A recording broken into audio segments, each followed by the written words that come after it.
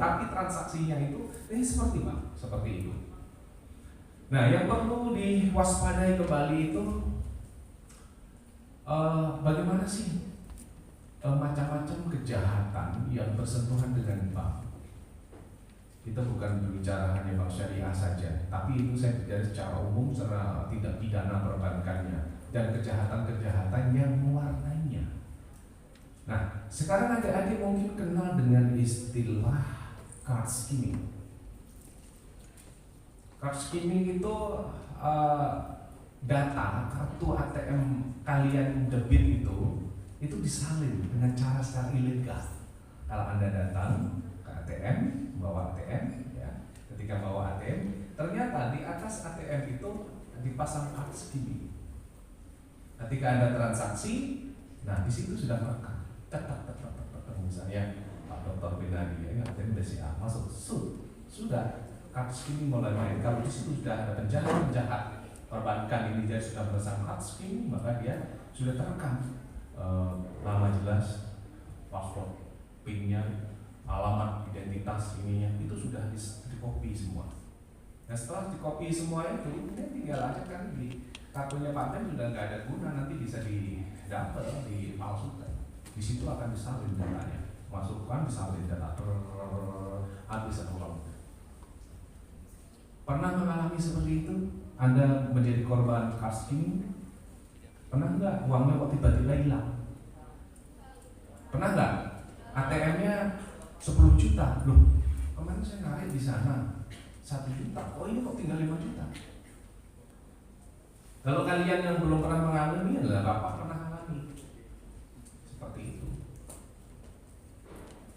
Jadi card skimming itu memang dia adalah para pelaku penjahat-penjahat perbankan yang memang dia secara profesional melakukan itu, melakukan kejahatan itu. Untuk apa? Untuk menguras uang-uang kalian, uang-uang nasabah, karena datanya dicuri secara ilegal pada saat di mesin ATM. Terus yang kedua itu ada phishing. Phishing itu dia melalui internet banking. Ya, internet banking itu modusnya dia mengirimkan pesan bahwa tolong kirimkan paspor dan ini bla bla bla bla untuk kepentingan bla bla bla, atau memperbarui data rekening, atau pura-puranya ngecek nama orang tua, atau pihak bank itu pura-pura SMS informasi seolah-olah penting. Ya, bahwa sebenarnya apa yang dia sampaikan, kejahatan phishing itu data yang dikirimkan ke kalian yang seolah-olah nyata dari BCA, dari BRI, dari Bank Muamalah, dari BSI dan lain-lain, seolah-olah nyata dikirim melalui SMS atau email, padahal itu palsu. Nah, datamu itulah yang akan digunakan untuk diduplikat, untuk mengeruk uangmu semua.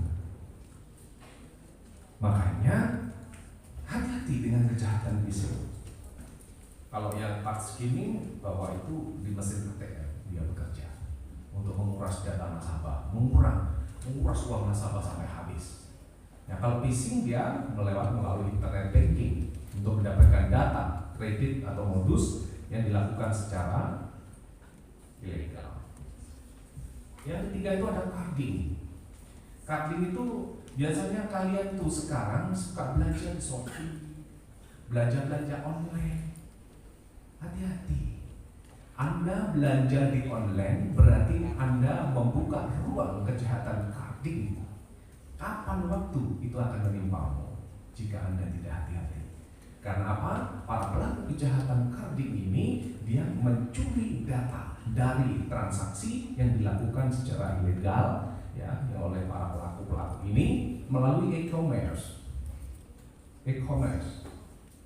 Di situ data akan dicuri dari transaksi kejahatan carding ini.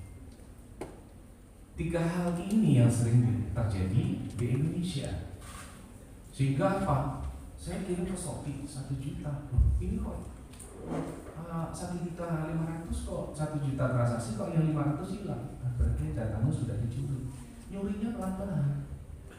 Ya, carding skimming, phishing dan carding card skimming, phishing dan carding ini dia melakukan kejahatan itu dia berjenjang. 1 juta ditarik, nanti 1,5 juta ditarik, besoknya lagi, seminggu ditarik lagi, pelan-pelan.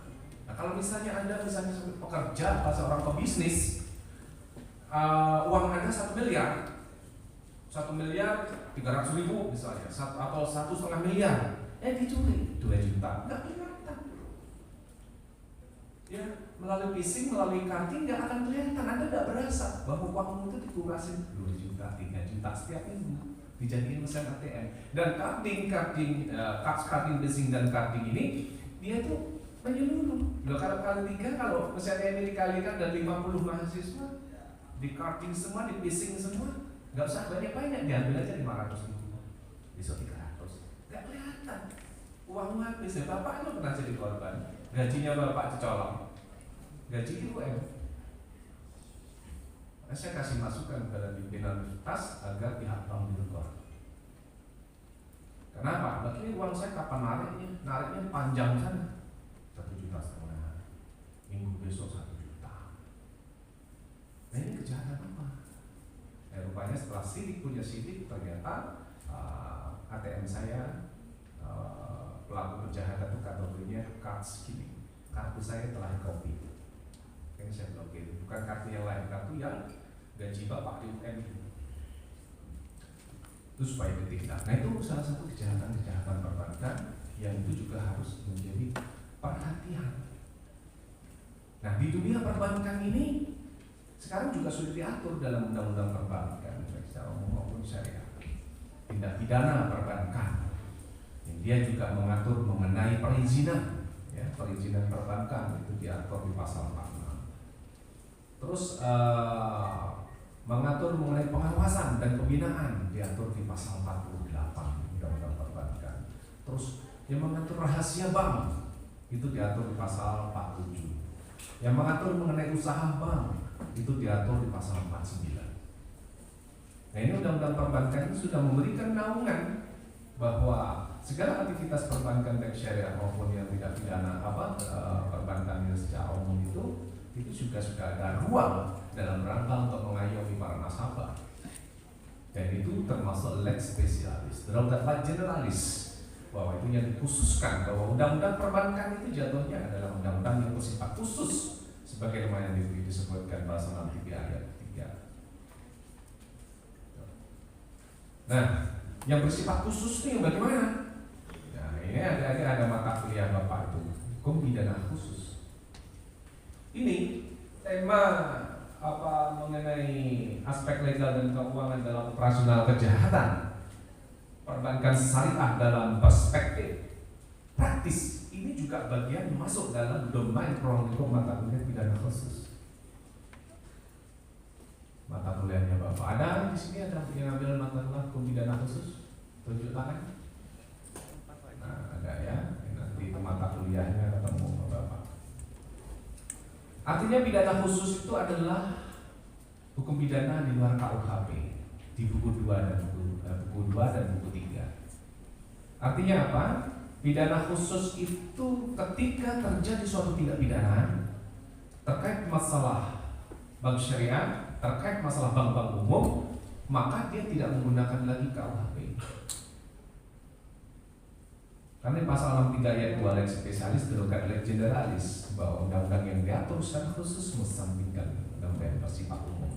Jadi artinya ketika nanti misalnya ada pelanggaran yang berkaitan dengan koperasi, berkaitan dengan bank, berkaitan dengan bisnis investasi online, koperasi bodong, terus arisan bodong, nah itu nanti bisa menggunakan undang-undang bersifat khusus. Nah, di Indonesia ini ada tipe, ya, ada macam tipe. Suatu tindak pidana cirinya ada beberapa tipe. Biasanya tipe investasi bodong itu ada investasi yang online. Jadi investasi online itu Anda bisa diajak bergabung. Oh, si A itu nama ini yang urus saya paling depan siapa namanya? Bahtiar, kamu gabung dengan perusahaan saya. Cukup kamu transfer secara online saja. Nanti di perusahaan ini saya janjikan bahwa kamu setiap bulan kalau misalnya dari bank tuh 0,5% misalnya, saya kasih 2% setiap bulan, atau 5% lah saya kasih. Sudah transfer saja. Kantornya tidak ada, online aja di website yang dia tidak mencantumkan alamat, transfer. Iya tadinya lancar, tes, atau nyimpan emas, tes, oh saya nyimpan 50 gram, oh saya nyimpan 100 gram. Transaksinya kirim langsung ke situ. Tapi ternyata pada fase berikutnya tiba-tiba nanti hilang webnya, sudah nggak aktif, nggak bisa diakses. Itu salah satu kejahatan dunia maya. Maka Anda sebagai mahasiswa Fakultas Hukum itu harus benar-benar jeli menguasai mengenai teknologi dunia maya itu. Kejahatan cybercrime sekarang itu memang sangat-sangat canggih. Oleh sebab itu Anda juga jangan otaknya juga harus canggih. Ya kalaupun nggak canggih-canggih amat, tapi Anda minimal harus tahu bahwa kejahatan-kejahatan itu sekarang itu rata-rata sudah online. Prostitusi aja sudah online kok. Nah, micet ya 500 ribu, 1 juta. Aku coba pernah buka, Pak, tak tawarnya 750 enggak. Enggak boleh Pak, apa Bapak itu brewoknya aja tebel, aku doang. Saya coba nawar iseng-iseng aja. Aku tuh pengen ngecek ada mahasiswa aku kan di cek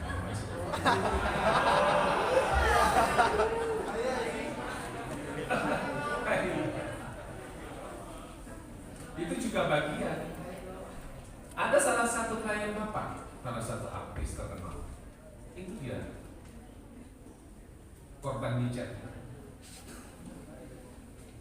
Jadi alasannya ini untuk begini ternyata dijebak, dikasih honor 100 juta. Setelah kasih honor 100 juta, suruh masuk kamar, habis itu ditangkap sama polisi. Oh berarti yang ngecek polisi ya, pas kalau Anda bergabung di meja, jangan-jangan BIN nanti ya.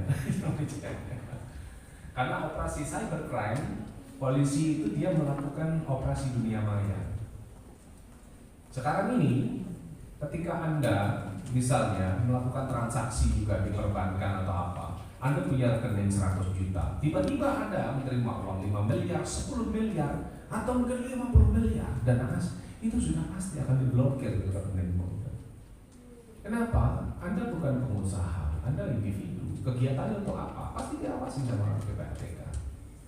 Jadi walaupun Anda punya rekening, ada transaksi dari luar negeri yang itu regulasinya bertentangan dengan hukum perbankan yang diawasi oleh PPATK, nggak bisa dicairkan, bisa diblokir, dan bisa jadi itu money laundering. Bisa saja itu dari hasil-hasil kejahatan, transaksi dari terorisme, kartel narkotika, jaringan-jaringan prostitusi. Nah, sekarang prostitusi online itu pembayarannya lewat nggak melihat perbankan juga. Ada aplikasi-aplikasi khusus yang dia transaksi dengan tanpa bunga, tidak ada pembebanan pembayaran administrasi. Itu aplikasi yang ilegal seperti itu banyak sekali. Semacam-macam kripto ilegal itu banyak yang seperti itu. Dia transaksi kayak bank tapi bukan bank. Dia bisa transaksi dari Eropa ke Indonesia. Misalnya ada dia transaksi 1 triliun masuk ke situ, nggak ada bunga, nggak ada biaya-biaya ketek bengek di bank. Tapi itu secara ilegal. Nah kalau ketahuan kan pasti ditangkap polisi. Nah pengusaha asing yang dia tidak mau diribetkan dengan sistem dan regulasi di Indonesia itu, dia bermain di itu. Makanya banyak yang ketangkap. Makanya itu ada pinjol-pinjol yang sekarang itu setelah diselidik sama Polda Metro Jaya, Mabes Polri, ternyata investornya adalah investor bodong. Dia nggak mau transaksi melalui bank. Banknya mungkin buat PT. Buat PT tujuannya untuk investasi ini, tetapi untuk diinvestasikan ke pinjaman online. Awas. Ini saya yakin dari sekian mahasiswa ini pasti ada yang pernah pinjam secara online yang 2 juta. Pernah nggak? Alhamdulillah. Berarti tidak ada terima SMS awas fotomu saya sebar, datamu saya sudah ada, KTP-nya disebar. Itu salah satu yang online ilegal itu seperti itu. Bukan kalian, Bapak itu sering diteror. Saudara, saya peringatkan, identitas saudara sudah kami catat. Instagram, Facebook, katanya. Twitter, itu sudah ada. Kalau Anda tidak mengingatkan kepada saudaramu itu, karena nomormu sudah menjadi jaminan. Habis itu telepon saya dimaki-maki. Wah, Bapak ini hebat benar ya, saya dimaki-maki. padahal pinjamnya cuma 1,5 juta. Lalu itu kan uang bensin saya cari.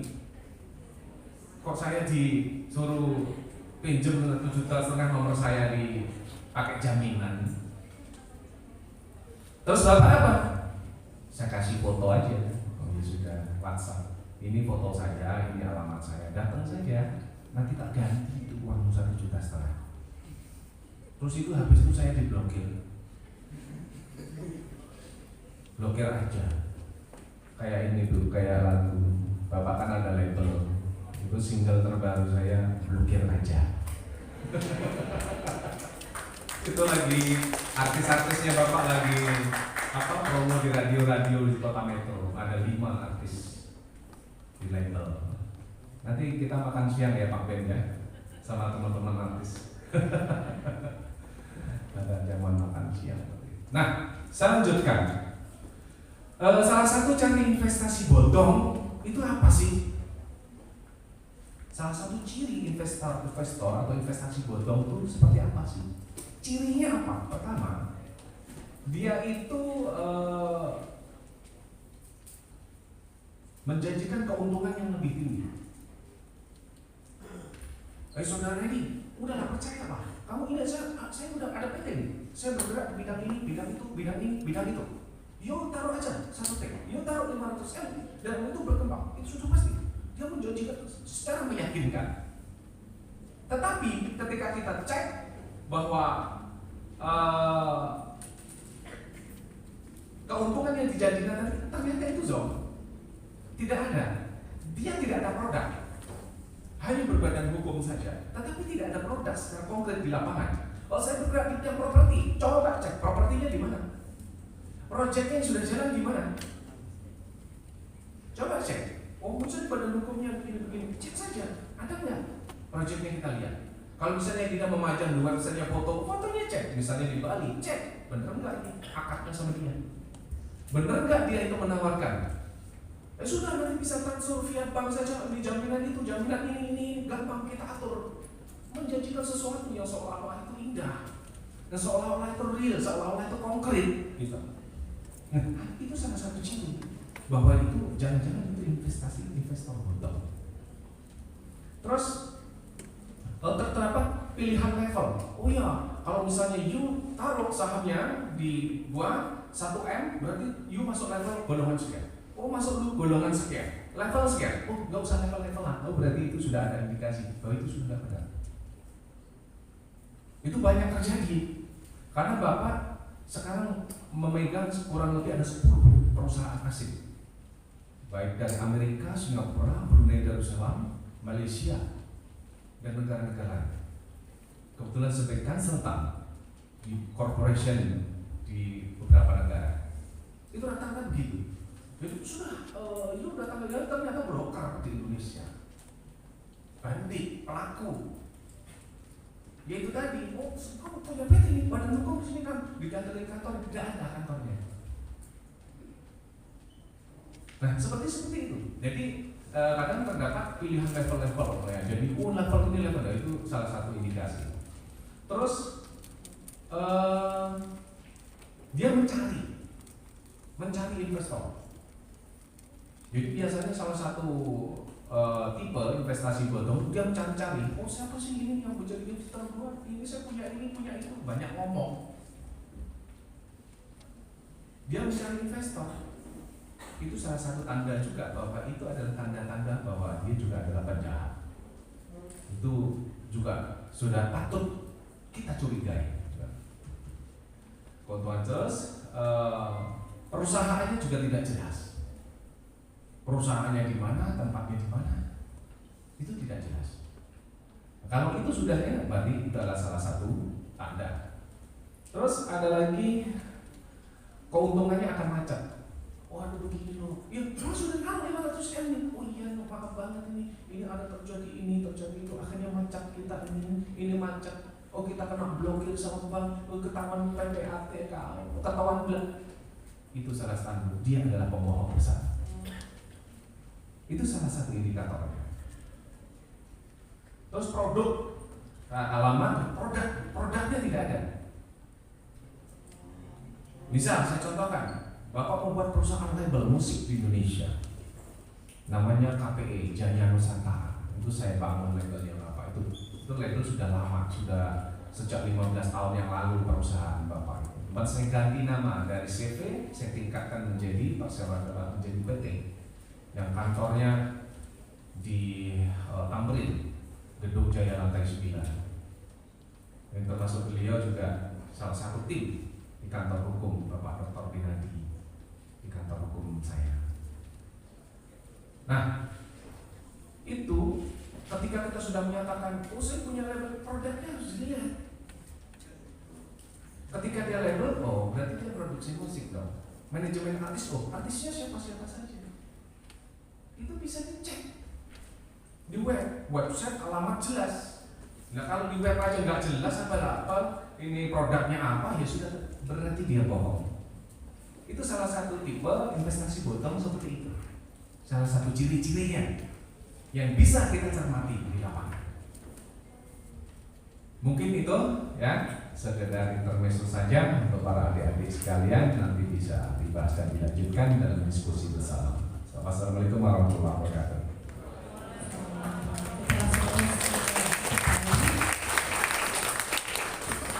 Oke, sesi selanjutnya adalah sesi tanya jawab bagi mahasiswa dari semester 2 sampai ke semester 8 yang tidak bertanya mengenai masalah tema yang sudah dipaparkan oleh dua materi, dipersilakan. Tapi sesi pertamanya tidak lebih dari 3 orang. Mewakili saja dari semester kami. Belakang tuh kayak semangat paling Pak. Kayaknya pernah ini cek ya Pak. Mas Yoga tolong dikasih mic-nya itu satu sebelah kiri saya, satu sebelah kanan saya, yang lagi satu perempuan itu Mbak. Ini yang laki dulu Mas Yoga. Oh ya, nanti Mas yang ini, nanti Mbak yang itu ya, yang pakai kacamata ya. Saya tak melihat. Oke. Ya Mas, dipersilakan. Mungkin pertanyaan ini untuk Bapak tentang perkenalan dulu namanya. oh ya, saya Muhammad Yusuf dari semester 2 Fakultas Hukum. Tentang kegelisahan saya Pak, yaitu tentang trading futur. Saya ingin mengetahui hukum secara pastinya, soalnya ketika saya cari-cari di media itu kurang memuaskan gitu Pak. Jadi trading futur menurut future maksudnya future ya. Menurut penelusuran saya, yaitu hukum yang menggunakan pasar berjangka, yaitu menggunakan akad beli urbun gitu Pak. Yang penjual itu meminta pembeli memberikan sejumlah uang muka dengan tujuan sebagai jaminan. Jadi wajar ada penjual, ya gitulah ini ya. Tapi di sini ada dua ketentuan yang menjadi polemik para ulama Pak. Yaitu yang pertama, jika pembeli itu meneruskan akad, maka uang muka itu dianggap sebagai harga. Tapi jika pembelinya itu tidak meneruskan akad, maka uangnya itu secara otomatis menjadi milik penjual. Sedangkan di sini ada perbedaan pendapat ulama, yaitu yang membolehkan kalangan Hanabila dan yang tidak membolehkan kalangan Hanafi, Syafi'i dan Maliki. Sedangkan ilatnya yaitu transaksi urban ini sudah banyak digunakan di berbagai negara dan sebagai jaminan keterikatan. Jadi kita sebagai seorang muslim gitu Pak, menyikapi perbedaan pendapat ini kayak gimana? Soalnya ya ingin juga trading future itu Pak, tapi masih ragu-ragu dengan hukum gitu. Terus lagi ya, satu aja. oh ya bisa. Nah, oke. Terima kasih. Oke, terima kasih. Oke, ini silakan ke Mas Jan. ya. Terima kasih. Nama saya Darwin Wijaya, semester 2. Langsung saja ke inti pertanyaan. Yang pertama, mengapa bank syariah banyak yang collab atau bangkrut padahal pengawasannya sudah sangat ketat? Ya, kenapa dia masih bisa bangkrut sampai dan kolab, padahal pengawasannya sudah sangat ketat ya. Yang kedua, bagaimana tanggung jawab bank ketika terjadi pembobolan bank melalui card skimming? Terima kasih. Oh, ini pertanyaan ke Pak Edi ya atau ke Pak Sugar? Ke Pak Adi Ki Bagus Etohid. Oke, yang ketiga,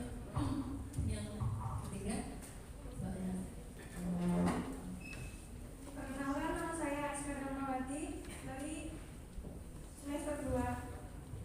Pertanyaan saya kepada Pak Muhammad Thohir, bagaimana seharusnya Pak Bank Syariah dalam menyelesaikan masalah hutang yang tidak sanggup dibayar oleh debitur?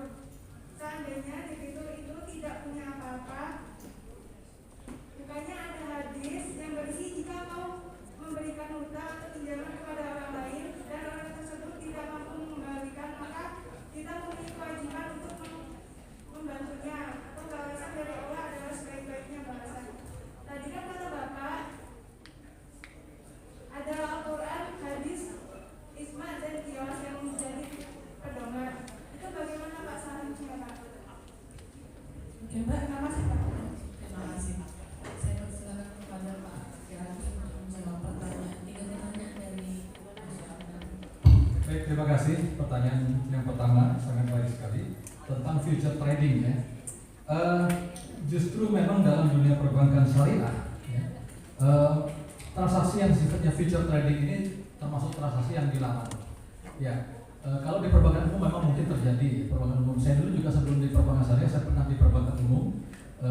Dulu ada istilahnya, saya nggak tahu ya sekarang masih ada apa enggak, ada produk namanya margin trading di perbankan, yaitu kita menempatkan dana tertentu sejumlah tertentu, kemudian bank akan melakukan transaksi atas nama nasabah tadi sekian kali lipatnya dari dana yang kita tempatkan, kemudian akan memberikan memberikan hasilnya berupa bunga dan sebagainya. Itu margin trading, nah, semacam itu future trading ya. Future trading itu adalah suatu perdagangan dalam dagang uang ya, perdagangan uang untuk memprediksi suatu masa depan yang sudah seolah-olah bisa dipastikan sekarang. Disitulah memang dalam unsur future trading itu terjadi unsur 2 di situ, yaitu maisir dan gharar. Tidak ada transaksi yang terkait dengan dunia perbankan syariah, terutama ya, itu yang terkait dengan future trading. Itu dulu nomor 1 ya. Karena tadi bank syariah atau dunia perbankan syariah menghindari 3 macam tadi, maisir, gharar, riba. Ya, kalau riba terkait dengan bunga ya, kalau secara ringkasnya. Nah, biasanya memang ada transaksi-transaksi yang dilakukan oleh perbankan, termasuk perbankan syariah, yang hanya untuk internal bank, yaitu untuk menjaga likuiditas. Likuiditas itu harus dijaga oleh bank karena dia harus menghadapi transaksi-transaksi harian yang harus dia cadangkan dana likuiditasnya, sementara dia harus juga memberikan pinjaman-pinjaman yang itu memiliki jangka waktu tertentu dalam cash flow pengembaliannya. Nah, di situ adalah manajemen cash flow oleh bank dilakukan. Nah, bank untuk transaksi internalnya dia terkadang juga memang melakukan mirip future trading tapi sesama perbankan. Dia biasanya menempatkan dana di perbankan lain atau dia menempatkan dananya di Bank Indonesia. Ya seperti itu ya, dalam bentuk giro wadiah namanya. Tetapi berbeda dengan future trading secara umum yang tadi yang Mas Munif tadi sampaikan ya. Future trading tanda kutip ya, trading atau penempatan dana yang dilakukan oleh perbankan syariah kepada bank syariah lainnya atau di giro wadiah Bank Indonesia itu mempunyai persyarat-syarat tertentu sehingga tidak memenuhi kaidah seperti future trading. Jadi jawaban saya sekali lagi, meskipun ada perbedaan pandangan tadi ya antara mazhab Hanabilah dan mazhab Hanafi mungkin ya, antara Hanabilah Hambaliyah ya, itu secara umum biasanya kalau terjadi perbedaan pandangan antara mazhab itu, maka ulama itu akan melihat mana yang lebih kuat ya, mana yang lebih dari sisi pandangan tertentu, dan kemudian bank syariah pun dewan pengawas syariahnya itu terdiri dari para ulama-ulama juga. Mereka akan melihat mengambil mana yang lebih kecil resiko keuangannya. Jadi dipilih mana yang lebih kecil resikonya. Nah, maka kalau terjadi perbedaan 2 pandangan tadi, saya belum mengkaji secara khusus ya tadi yang ada sampaikan tadi, tetapi yang jelas selama pengalaman saya di perbankan syariah memang transaksi yang bersifat future itu dinilai mengandung gharar dan maisir, dan itu dihindari, dan menjadi tugas dari Dewan Pengawas Syariah untuk men-stop direksinya apabila ada produk yang terkait dengan maisir dan gharar tadi itu. Baik, yang kedua dari Mas Darwin ya, semester 2 juga ya. Kita semester 2 semua yang semester 2, 3 tadi. Bank syariah banyak yang kolaps. Mungkin Mas Darwin punya datanya Pak. Rasanya kok bank syariah yang kolaps hanya bisa dihitung dengan tidak sampai 11 jari, setengah jari tidak sampai ya. Nah, ya. Bagaimana? Lumayan banyak. Oh, berarti kalau lumayan banyak mungkin segini juga udah lumayan ya. Mungkin cuma ada 2 atau 3 mungkin yang kolaps. Tetapi kolapsnya perbankan syariah itu, saya tidak tega saya nyebut satu bank tertentu ya, tapi bank X katakan gitu ya, itu lebih banyak bukan karena tadi risiko operasional terkait dengan maisir gharar riba tadi, tetapi lebih berisiko dari risiko permodalan, ya risiko permodalan atau risiko kreditnya. Risiko kredit itu begini, seharusnya di syariah tidak nyebut kredit ya, pembiayaan maaf ya, risiko pembiayaan. Tapi dalam dunia risk management memang itu dimaksud sebut dengan risiko kredit ya. Oke lah, saya ambil gak apa-apa terminologinya, saya samakan saja. Nah, risiko itu terjadi kalau nasabah-nasabah yang diberikan pembiayaan itu atau nasabah debitur itu mayoritas yang dibiayai oleh bank itu mengalami kolaps. Ya, sehingga mereka tidak bisa mengembalikan pinjamannya dan juga tidak bisa memberikan bagi hasilnya. Ya, dua macam ada bisa memberikan bagi hasil saja tapi pokoknya belum, atau kedua-duanya. Nah, risikonya itu memang sedemikian banyak regulasi, sedemikian banyak aturan yang menjadi dasar yang dilakukan oleh perbankan syariah, termasuk tadi aturan-aturan syariah compliant tadi ya, syariah compliant yang terkait dengan risiko syariah tadi ya, maupun risiko-risiko akuntansi, risiko keuangan, risiko manajemen dan seterusnya itu sudah dilakukan, tetapi tetap saja yang namanya perhitungan manusia memang tetap ada celahnya untuk terjadi risiko di situ. Memang di dalam risk management tidak pernah terjadi risiko itu nol, tidak pernah terjadi. Anda boleh cek di risk management manapun ya, apakah risiko kredit, risiko pembiayaan, risiko operasional, tidak pernah ada risiko nol. Nah, hanya memang mungkin saja terjadi, saya tidak bisa pastikan sementara, mungkin saja terjadi kolapsnya tadi itu terkait dengan risiko kredit, dan jika lebih dalam lagi, risiko kredit itu terjadi karena fraud yang dilakukan oleh dua belah pihak, bisa pihak si nasabahnya maupun pihak perbankannya sendiri, dan pada ini oknum ya, ada oknum. Nah, meskipun di dalam perbankannya sendiri pasti apabila terjadi risiko yang dilakukan oleh oknum terkait dengan fraud tadi itu, pasti sudah ada aturan-aturan yang bagaimana menyelesaikan fraud tersebut kalau internal ya. Sedangkan kalau eksternal tadi tentu saja nanti mengacu pada undang-undang perbankan tadi yang sudah disebutkan oleh Bank Syariah Undang-Undang nomor 21 tahun 2008, maka penegak hukum akan mengacu pada itu ya, dan juga undang-undang lain tentang undang-undang umum tadi KUH KUHP perdata maupun KUH pidana ya. Sekali lagi, fraud itu dilakukan bisa dari internal, bisa dari eksternal. Kalau internal maka pihak direksi ataupun komisaris itu bisa melakukan tindakan tertentu. Apabila melakukan fraudnya adalah level direksinya, maka komisaris yang akan melakukan langkah-langkah untuk baik pencegahan maupun penindakan di situ. Jadi jawaban ringkasnya, fraud memang bisa terjadi apabila ada niat-niat buruk yang